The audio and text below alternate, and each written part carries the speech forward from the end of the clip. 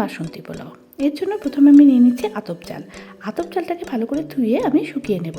তারপর নিয়ে নিচ্ছি আমি লবঙ্গ, দারচিনি, এলাচ, তেজপাতা আর জয়িত্রী জায়ফল। জয়িত্রী জায়ফলটাকে আমি বেটে রেখেছি। তারপর আমি নিয়ে নিচ্ছি কাজু আর কিশমিশ।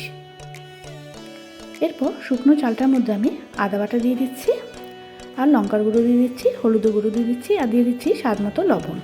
পোলাওটা যেহেতু মিষ্টি মিষ্টি হবে, তাই চিনিটা আপনারা আপনাদের স্বাদ হিসাবে দেবেন। তারপর দিয়ে দিচ্ছি জিরের গুঁড়ো। এরপর দিয়ে দেবো আমি ঘি। তারপর সমস্ত উপকরণকে ভালো করে মাখিয়ে আমি 3-4 ঘন্টা রেখে দেবো। তারপর সাদা তেলের মধ্যে আমি ঘি দিয়ে দিচ্ছি, দিয়ে আমি কাজুটাকে ভেজে নিচ্ছি।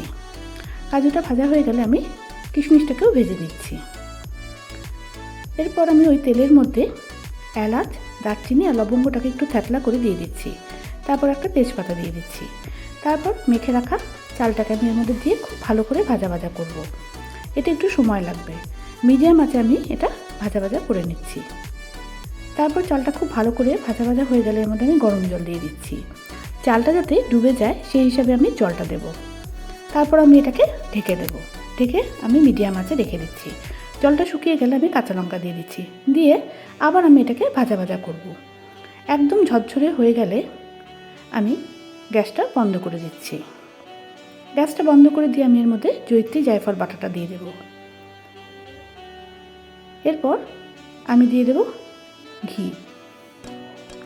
তারপর ভালো করে নাড়িয়ে চাড়িয়ে এর মধ্যে মিশিয়ে দিচ্ছি আমি জায়ফল, জয়িত্রীর বাটাটা আর ঘিটাকে। তারপর দিয়ে দিচ্ছি আমি কাজু কিশমিশ ভাজাটা। তারপর দিয়ে দিচ্ছি শাহি গরম মশলা। দিয়ে ভালো করে আবার আমি পুরো পোলাওটার মধ্যে এগুলোকে ভালো করে মিশিয়ে নিচ্ছি। তৈরি হয়ে গেছে বাসন্তী পোলাও। এটাকে আপনারা পনির, চিকেন অথবা মাটনের সঙ্গে সার্ভ করতে পারেন।